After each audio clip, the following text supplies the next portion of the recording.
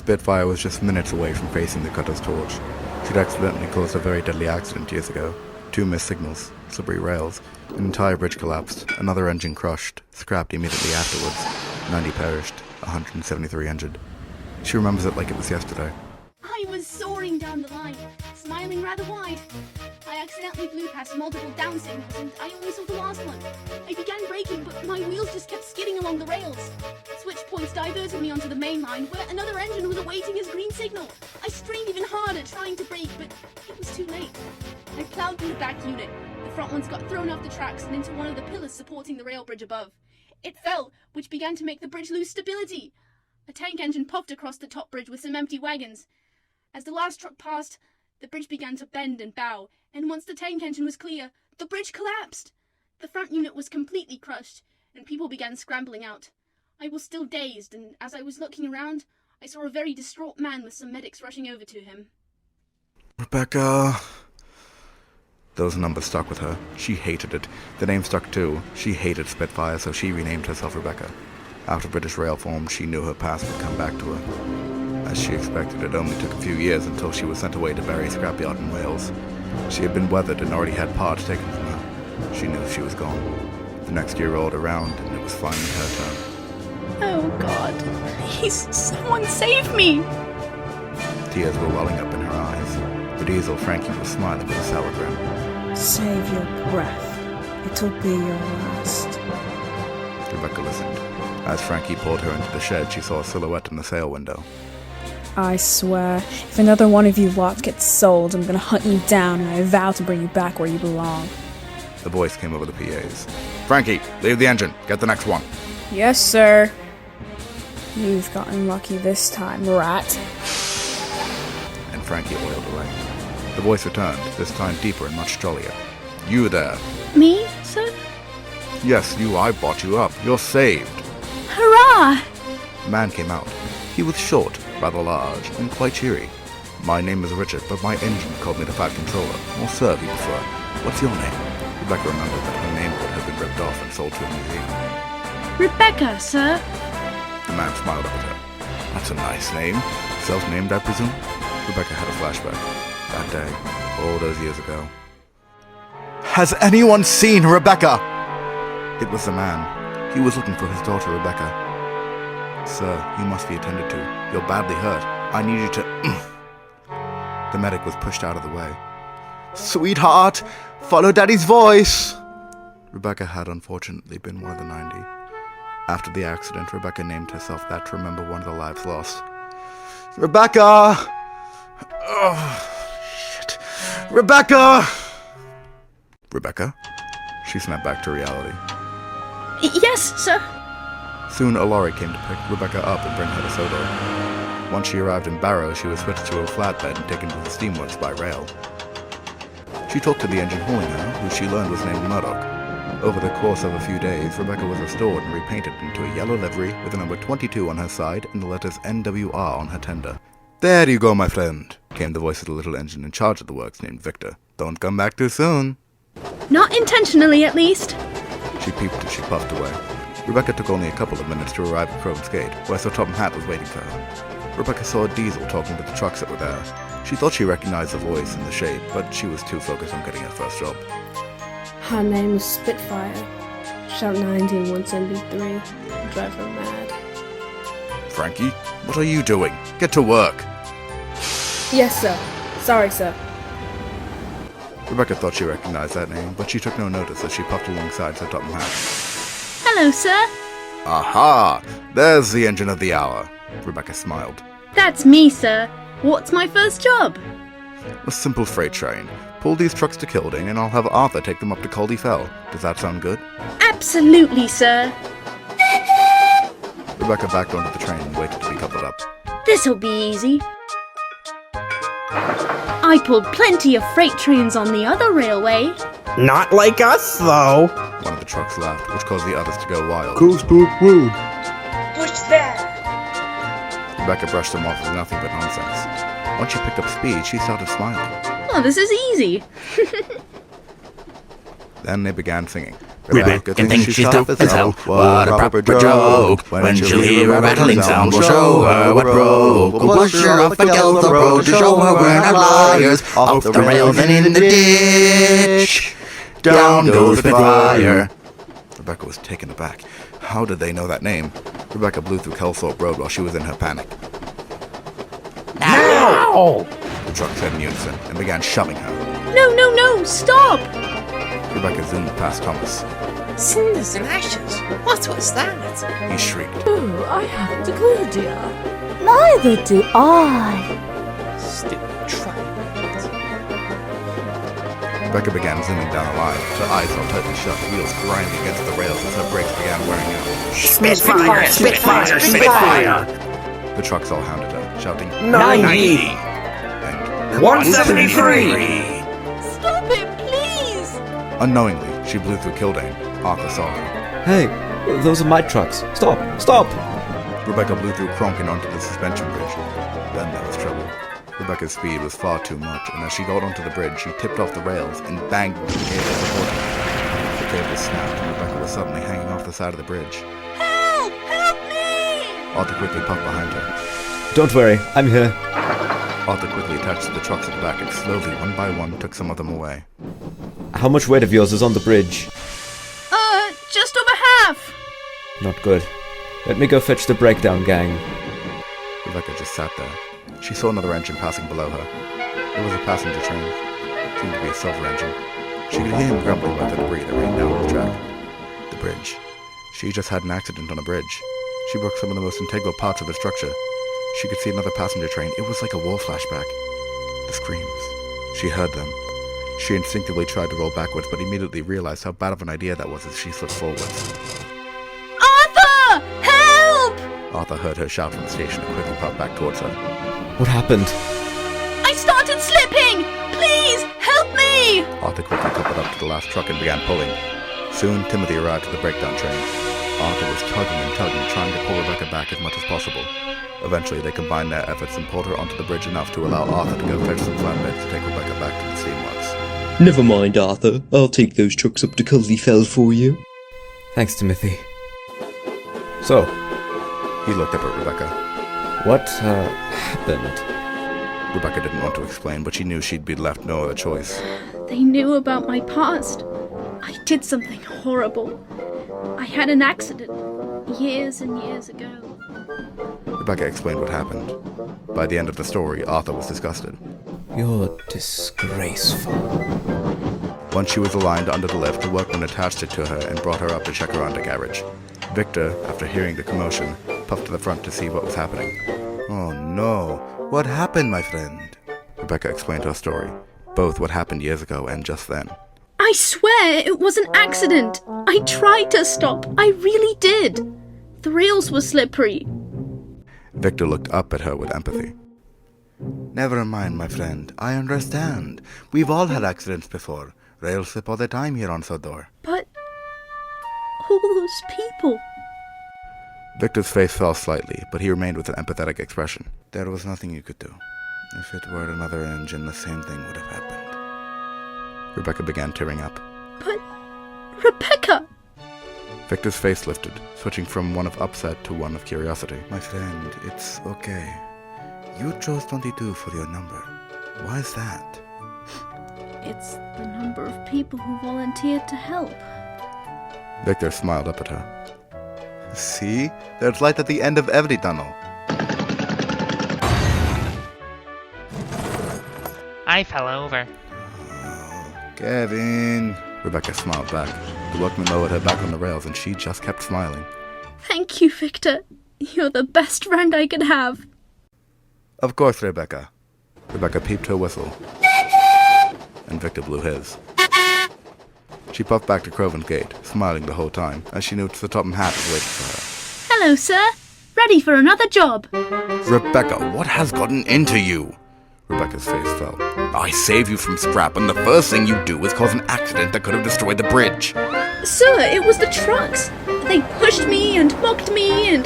No, I'm not going to hear it. You are to help rebuild that bridge, then you shall wait until I have orders for you. Understood? Yes, sir.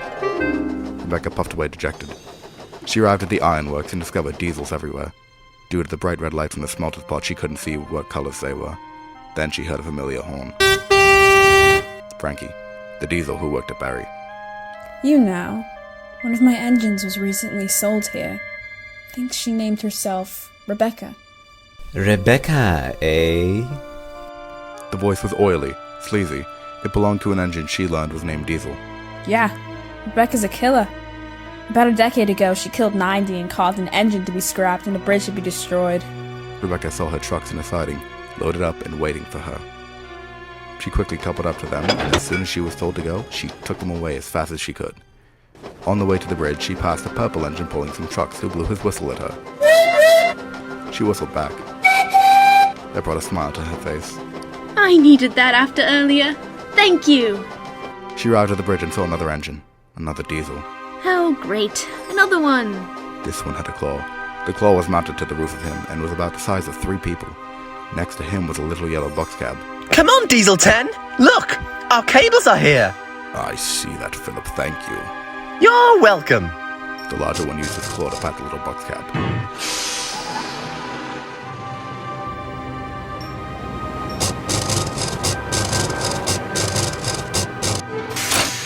Hello, I'm Diesel 10. I'm going to be helping the workers put the bridge back together.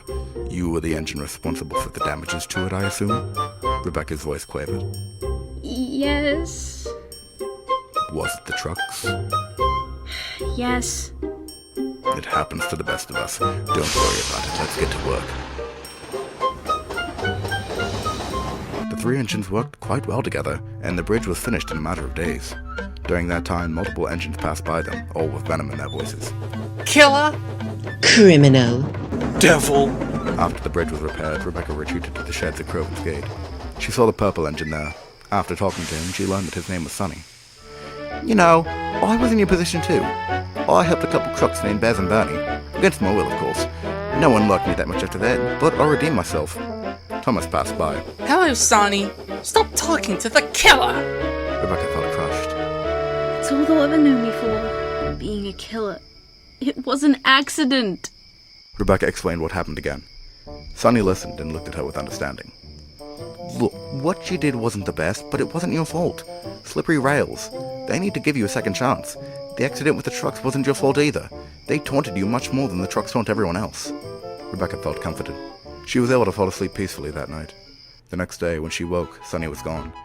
To be expected, though. He was busy, unlike her. So she simply stayed put. Days passed. Nothing. Weeks went by. She was moved every so often so that she wouldn't grow rust and her wheels wouldn't get stiff. Black soot always spouted from her funnel, dirtying her face. It would always get hosed off afterwards, though, so nothing to worry about. One day, Rebecca heard the horn again. Frankie. She was coming from the other direction, meaning she wouldn't see her. Phew. Or so she thought. Frankie passed the junction, then reversed onto her siding. Huh?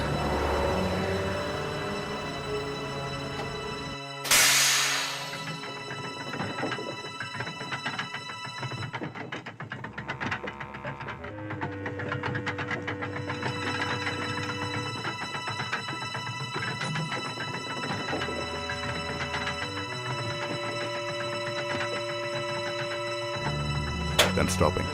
Then the cackle.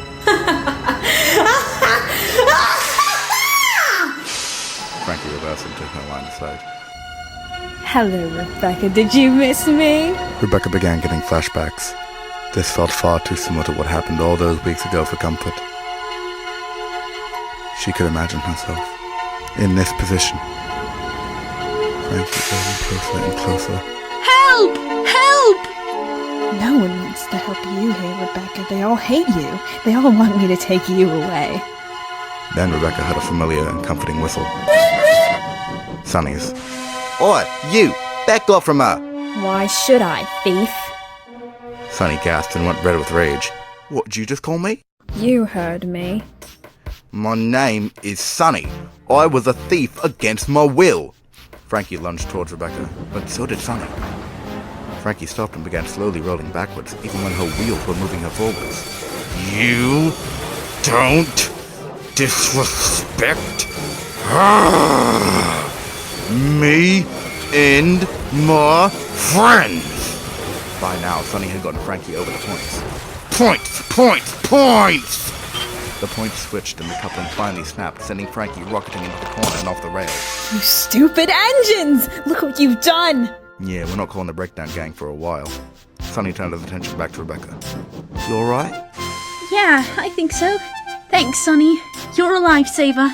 Sonny! Boomed the Fat Controller's voice. Uh-oh. What have you done? Gov, Frankie was coming to take Rebecca back to Barry. Frankie! This time, Frankie looked up. What? I brought you here to deliver scrap to the ironworks, not to take my engine.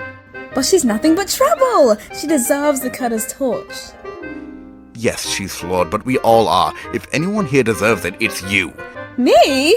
You come to my railway for one purpose and try to take one of my strongest engines. Rebecca blushed. Thank you, sir. But, you stupid idiots! You let her remain free! She'll cause more death and destruction! Everyone ignored her, but they could tell it hurt Rebecca. The Fat Controller looked back at her. Rebecca, Henry's broken down and his train needs to be taken to Vickerstown as soon as possible. His trucks are at Kildane. Do you think you can handle it? I'll do my best. I'll get there as fast as I can, sir. Sonny puffed into the sheds, and quickly Rebecca steamed up and rolled away. As she puffed down the track, she was looking around. The deja vu. Rebecca got nervous seeing the scenery again. She remembered the trucks' song, the laughing, the screams. Rebecca sped up. She tried to run away from thoughts, but no, this was her second chance, just like Sonny said she needed. She slowed back down and breathed. After a couple seconds, she pushed through. It was quite hard. It wasn't completely gone, but it was enough to ignore. She finally puffed into Kildane and saw the trucks waiting for her. She also saw Henry on the sidetrack, steam hissing out of his boiler. Oh. When he saw Rebecca, he looked away. He couldn't be angry at her, knowing how much she was helping him out. This time, along with the trucks from last time, there was a massive hopper truck at the end with Hector spelled on the side. She heard the trucks telling him about her. It tore her to shreds. But Rebecca ignored it and backed onto the train. The trucks began their song again. Rebecca thinks she's Silence! His voice was loud, raspy, and reverberated around the station. The trucks all obeyed. Sorry, Hector. Yeah, sorry. Won't happen again. Quiet from us! Rebecca was shocked but amused at how fast the trucks obliged. I know your pain, Rebecca. I made mistakes too. But I was given a second chance. And I made amends. Rebecca smiled. Thanks, Hector. Rebecca quickly pulled off, taking the trucks to the stations. They behaved quite well with Hector there.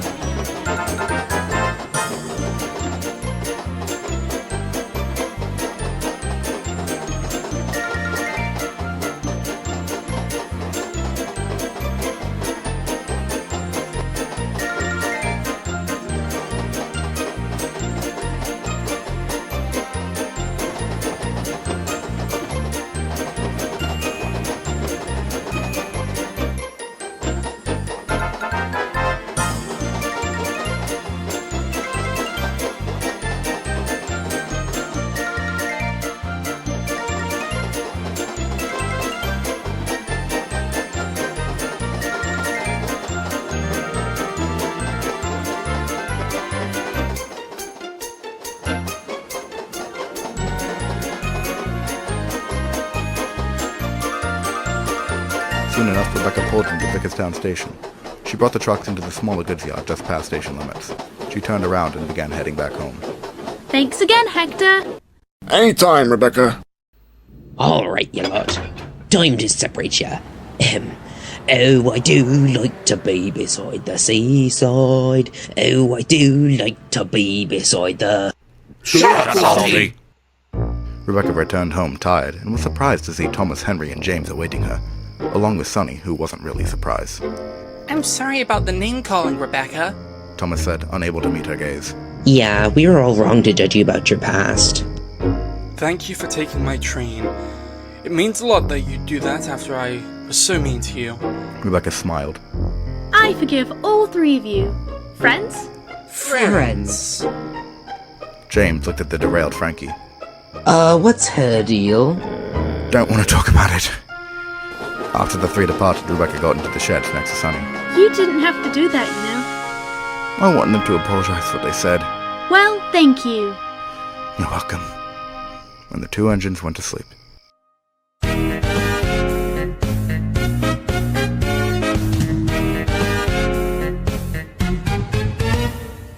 Don't give up. Show determination. Don't give up.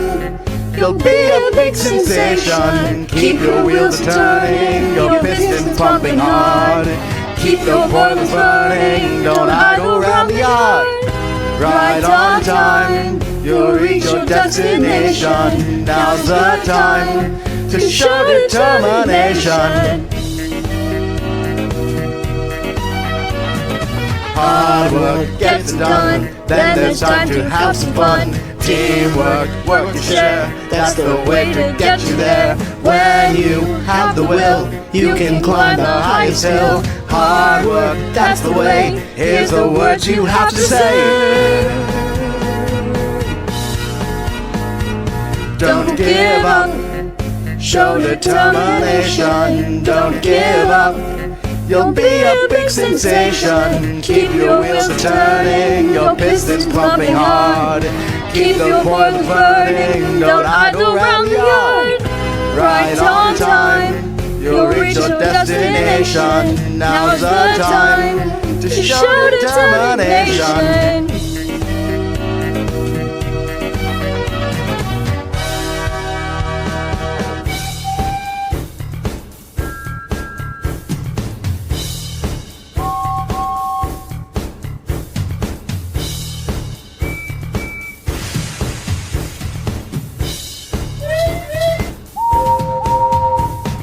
Don't give up, show determination. Don't give up, you'll be a big sensation. Keep your wheels turning, your pistons pumping hard. Keep your boilers burning, don't idle around the yard. Right on time, you'll reach your destination. Now's the time to show determination.